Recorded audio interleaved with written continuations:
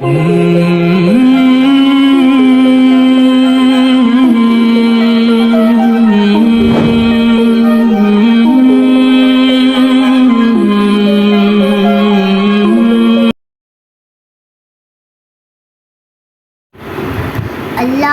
நல்ல அடியார்களே, உங்கள் அனைவருக்கும் அஸ்ஸலாமு அலைக்கும் வரஹ்மத்துல்லாஹி வபரகாத்துஹு. உங்கள் முன் நான் பேச எடுத்துக்கொண்ட தலைப்பு என்னவென்றால், பெற்றோர்களின் சிறப்புகள். அல்லாஹ் நேசிக்கிறான். அல்லாஹ் யாரை நேசிக்கிறான் என்று நபி ஸல்லல்லாஹு அலைஹி வஸல்லம் அவர்களிடம் கேட்கப்பட்டது. அதற்கு அவர்கள் சொன்னார்கள், அல்லாஹ்விற்கு மிக பிடித்த செயல் எது என்றால் தொழுகையை அந்த நேரத்தில் நிறைவேற்றுதல். அது ஒன்று எல்லோருக்கும் தெரிந்தது. அல்லாஹுடைய தூதரே, அதற்கு பிறகு எது என்று கேட்கபோது அவர்கள் சொன்னார்கள், பெற்றோர்களை நல்ல முறையில் நன்மையாக நடந்து கொள்வது.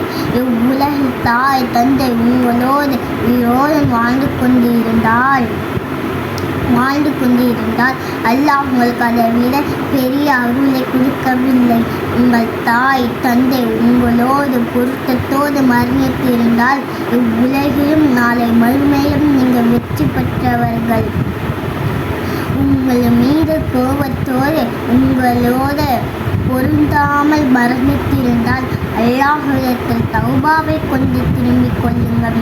இவ்வுலகில் நீங்கள் நஷ்டவாளிகளாக வாழ்ந்து கொண்டிருக்கிறீர்கள். நாளை மறுமையும் உங்களுக்கு நஷ்டம்தான். அவர்கள் ஒருவரோ இருவரோ வயதை அடைந்து விட்டால் சீ என்று கூட கூறி விடாதீர்கள்.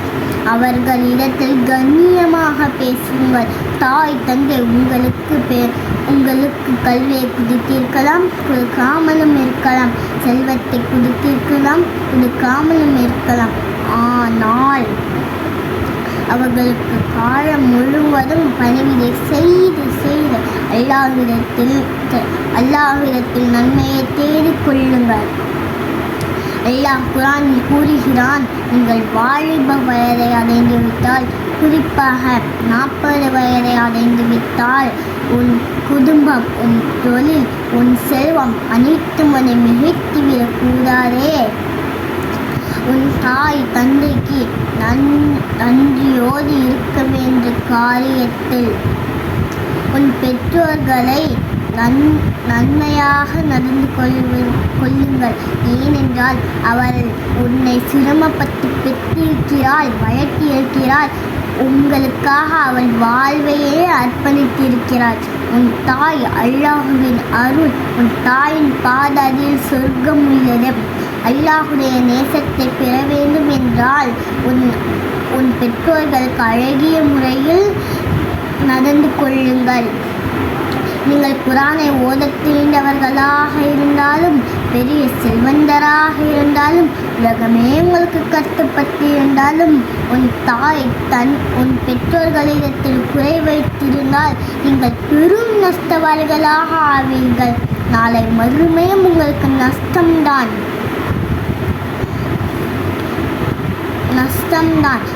அல்லாஹ்விற்கு பிறகு கவனித்து எடுக்க வேண்டிய உறவு எது என்றால் உன் தாய். அதற்கு பிறகுதான் உன் தந்தை. ரப்பிர்ஹம்ஹுமா கமா ரப்பயானி ஸகீரா. என் இறைவனே, நான் சிறு பிள்ளையாக இருந்தபோது அவர்கள் இருவரும் என்னை வளர்த்தது போல் அவர்கள் இருவருக்கும் கிருபை செய்வாயாக. ஆமீன். ஸல்லல்லாஹு அலா முஹம்மத் ஸல்லல்லாஹு அலைஹி வஸல்லம். அஸ்ஸலாமு அலைக்கும் வரஹ்மத்துல்லாஹி வபரகாத்துஹு.